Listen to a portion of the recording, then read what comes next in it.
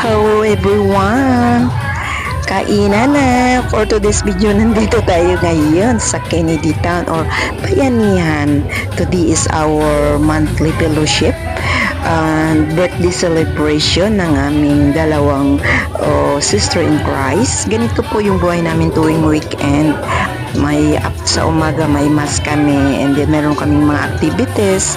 So tuwing katapusan ng buwan ay ang aming monthly fellowship with our birthday celebration. So kung kaninong birthday, so sa buwan na yun ang magse-celebrate. So ganito lang yung buhay namin dito sa Hong Kong. Masaya, although marami mang trabaho tuwing on duty ay mayroon namang kapalit na relax sa araw ng aming day off. So we are together to celebrate kung ano man yung aming pag-celebrate together with our community. Dahil mayroon po kaming community dito sa Hong Kong tinatawag naming Evangelization Family. Pero hindi lahat po na mga Pilipino or OFW or yung mga domestic helper dito sa Hong Kong ay mayroong community. Iba ayaw, so sila ay nakatambay lang sa labas, nakaupo lang sa labas hanggang matapos yung kanilang buong araw. Depende sa inyo kung gusto nyong marami kang matutunan about kay God, so maki-join ka sa mga community. So kasi maraming community dito sa Hong Kong, iba-ibang mga religion.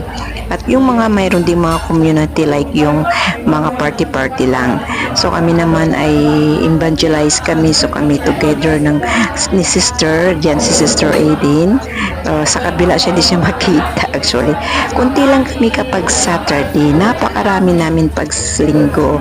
So kaso dahil sa Saturday aming day off, so hindi kami maka-join.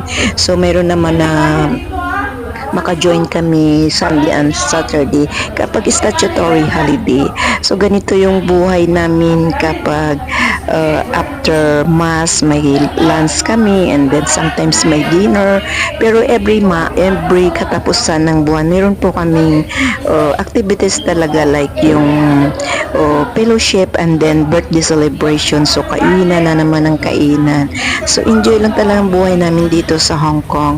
So sa mga hindi pa nakapanood nito, kasama ko dito sa Hong Kong, kung gusto nyo mag-join, magpunta lang kayo dito sa Bayanihan or Kennedy Town, ay may mas kami ng 10:30.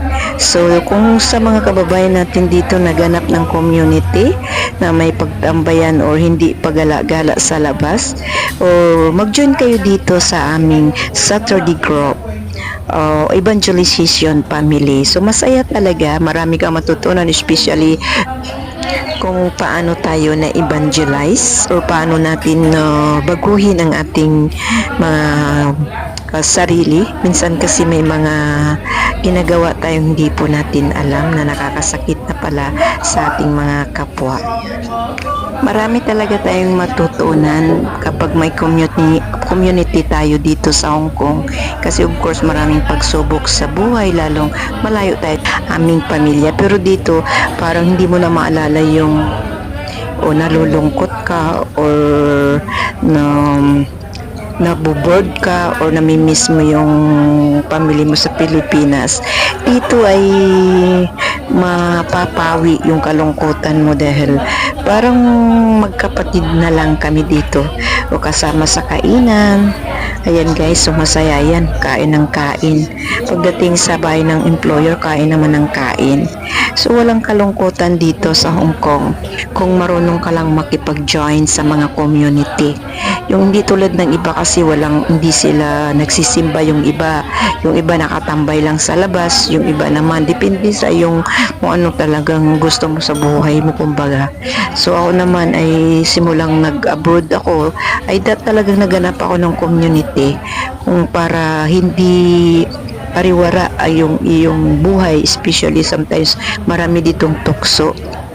Higit sa lahat, yung marami kang matutunan about sa God or about sa mga bagay-bagay na nade-depress ka, na-stress ka sa mga amo mo, yung marami kang problema, marami po ditong mag-a-advise, makapag-relax yung isip mo, marami kang matutunan sa mga activities, malabas mo po yung yung kakayanan na pinag-aralan mo or mga kung ano ba yung abilidad mo, pwede mong ilabas dito sa community namin. Ang saya lang, kaya marami dito kahit may edad na 65, 70, hindi pa rin nagpo-for good kasi talagang na-enjoy po nila ang buhay dito sa Hong Kong. Nag-aalala po silang umuwi sa Pilipinas, baka sila ma-stress or ma-depress, walang work, tapos ang hirap ng buhay Pilipinas, especially yung iniisip namin yung gold ang bilihin, subalit bariya yung sahod ng mga tao. So medyo napaka hirap isipin na magbalik kami sa Pinas tapos hindi kami, parang wala namang pakialam yung government sa amin, o pag uwi namin hindi man lang kami inopera na ganito yung gawin nyo bilang ganito, nag-for good na kayo. Ang sakit lang sa aming isipin na po for good yung iba sometimes na wala yung walang pakay yung government, samantala dolya o billion na dollars ang pinapadala namin sa Pilipinas, kaming mga OFW. Marami kaming nagtatampo sa gobyerno kasi wala silang pakay sa amin. So kaya dito naawa ako minsan sa mga edad na pilay-pilay, pero ayaw pa rin nilang mag-for good kasi sumasahod kami ng malaki and then maayos yung buhay namin dito. Alaga kami ng gobyerno ng Hong Kong. Tapos napasaya ito, nakikita nyo, nagkain lang ng kain. Alam mo, yung iba kasi hindi, walang community, so hindi po nila na nakikita kung anong saya ng buhay abroad kahit malayo sa pamilya. So ayan, nakikita nyo kung gaano kami kasaya dito. Kapag di po namin, sobrang happy. Yung iba nga, ang tagal naman. Ang di-off na sana para magkita-kita kami, diba? Parang ganun. Yung iba kasi, ang tagal naman ng di-off sana, Sabado na, parang ganyan. Bawat yung sinishare namin kung anong buhay namin sa aming amo. Minsan may mga among yung kumbaga hindi mo maiwasan, lahat naman tayo Pilipino, Chinese o whatever, minsan iisip yung ugali po natin ay pabago-bago, di po ba? So yung ganun din yung mga amo namin, minsan magagalit, minsan masaya, minsan okay, minsan hindi, pero iniisip po namin na wala kaming pakias long nagtatrabaho kami, sumasahod kami, masaya na kami. Okay guys, hanggang dito na lang, magpaalam muna tayo. Ayan, nabangga ko si G. Ang taba ko kasi, Chor. Okay guys, hanggang dito na lang ating vlog. Thank you for watching. Bye and God bless. See you my next vlog.